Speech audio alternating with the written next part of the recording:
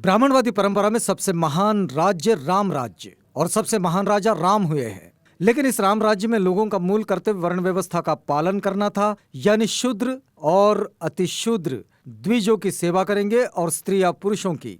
यदि इसका उल्लंघन कोई करता है तो उसको दंड भी मिलेगा। इसके बरक्स बहुजन श्रमण परंपरा में ऐसे राजा हुए हैं जिनका राज्य सचमुच में न्याय और जनता के कल्याण की स्थापना के लिए था और जिन्होंने वर्ण जाति व्यवस्था एवं इस पर आधारित भेदभाव को ध्वस्त करने में अपना जीवन लगा दिया। ऐसे ही एक राजा राजर्षि शाहू महाराज थे। वे एक ऐसे राजा हुए जिन्होंने ज्योतिराव फूले और सावित्रीबाई फूले के सपनों को साकार कर दिया। शाहू जी महाराज 2 जुलाई 1894 में कोल्हापुर के राजा बने थे। राजा बनते ही उन्होंने राज्य और समाज पर ब्राह्मणों के वर्चस्व को तोड़ने की शुरुआत कर दी थी। 26 जुलाई 1902 को भारतीय समाज में उन्होंने वो काम कर दिखाया जिसकी किसी ने कल्पना भी नहीं की थी। शाहू जी महाराज ने चित्पावन ब्राह्मणों के प्रबल विरोध के मध्य 26 जुलाई को अपने राज्य कोल्हापुर की शिक्षा तथा सरकारी नौकरियों में दलित पिछड़ों के लिए 50% आरक्षण लागू किया। यह आधुनिक भारत में जाति के आधार पर मिला पहला आरक्षण था। इस कारण शाहू जी आधुनिक आरक्षण के जनक कहलाए। परवर्ती काल में बाबा साहेब डॉक्टर अंबेडकर ने शाहू जी द्वारा लागू किए गए आरक्षण का ही विस्तार भारतीय संविधान में किया। संविधान में दलितों के लिए आरक्षण तो लागू हो गया, लेकिन ओबीसी जातियों के लिए आरक्षण भविष्य पर छोड़ दिया गया, जबकि शाहू जी ने अपने राज्य में पिछड़ों और दलितों दोनों के लिए आरक्षण लागू किया था। भारत में पिछड़े या ओबीसी जातियों को आरक्षण आजादी के करीब 45 वर्षों बाद 16 नवंबर 1992 को मिला, यानी शाहू जी द्वारा आरक्षण लागू करने के 90 वर्ष बाद। 1894 में जब शाहू जी महाराज राजा बने थे, उस समय कोल्हापुर राज्य के अधिकांश पदों पर चित्पावन ब्राह्मणों का कब्जा था। सन 1894 में जब शाहू महाराज ने राज्य की बागडोर संभाली थी, उस समय कोल्हापुर के सामान्य प्रशासन में कुल 71 पदों में से 60 पर ब्राह्मण अधिकारी नियुक्त थे। इसी प्रकार लिपिक के 500 पदों में से मात्र 10 पर गैर ब्राह्मण थे।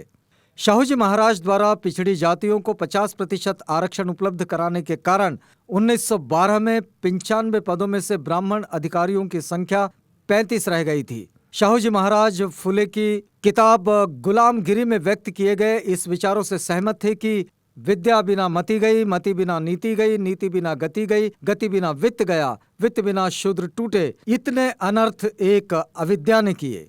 शाहू महाराज ने पिछड़ी दलित जातियों के बीच व्याप्त अविद्या के नाश का बीड़ा उठाया। भारत के इतिहास में वे पहले राजा थे जिन्होंने 25 जुलाई 1917 को प्राथमिक शिक्षा को अनिवार्य और निःशुल्क बना दिया। इसके पहले 1912 में ही उन्होंने प्राथमिक शिक्षा को अनिवार्य कर दिया था। स्त्री शिक्षा के फूले दंपत्ति के सपने को पूरा करने के लिए उन्होंने लड़कियों की शिक्षा पर विशेष जोर दिया। 500 से 1000 तक की जनसंख्या वाले प्रत्येक गांव में स्कूल खोला गया। उन्होंने 1920 में निःशुल्क छात्रावास खुलवाया। इस छात्रावास का नाम Prince Shivaji Maratha free boarding house रखा गया।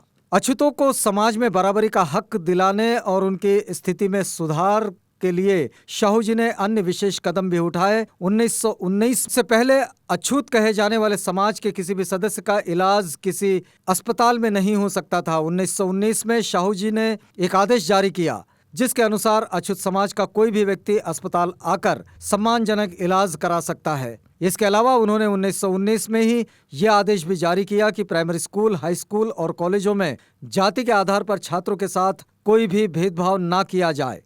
उन्होंने दलितों को नौकरियों में जगह देने के साथ ही इस बात का आदेश दिया कि सरकारी विभागों में कार्य कर रहे दलित जाति के कर्मचारियों के साथ समानता और शालीनता का बर्ताव किया जाए। किसी प्रकार का छुआछूत नहीं होना चाहिए। जो अधिकारी इस आदेश का पालन न करने के इच्छुक हो वे 6 महीने के भीतर त्यागपत्र दे दें। 1918 में उन्होंने कानून बनाकर राज्य की एक और पुरानी प्रथा वतनदारी का अंत किया तथा भूमि सुधार लागू कर महारों को भूस्वामी बनने का हक दिलाया। इस आदेश से महारों की आर्थिक गुलामी काफी हद तक दूर हो गई। दलित हितैषी कोल्हापुर नरेश ने 1920 में मनमाड़ में दलितों की विशाल सभा में सगर्व घोषणा करते हुए कहा था, मुझे लगता है अंबेडकर के रूप में तुम्हें तुम्हारा मुक्तिदाता मिल गया है। मुझे उम्मीद है वो तुम्हारी गुलामी की बेड़ियां काट डालेंगे।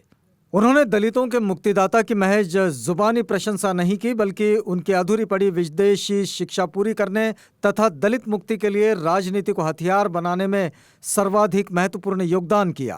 पिछड़ों, दलितों और महिलाओं को न्याय और समता का हक दिलाने के लिए शाहूजी महाराज को महाराष्ट्र के चित्पावन ब्राह्मणों के कोप और क्रोध का शिकार होना पड़ा। उन्हें विभिन्न तरीकों से अपमानित करने की कोशिश की गई। पिछड़े दलितों के अपने इस राजा का शासनकाल सिर्फ 28 वर्ष ही रहा। मात्र 48 वर्ष की उम्र में 6 मई 1922 को उनका देहांत हो गया।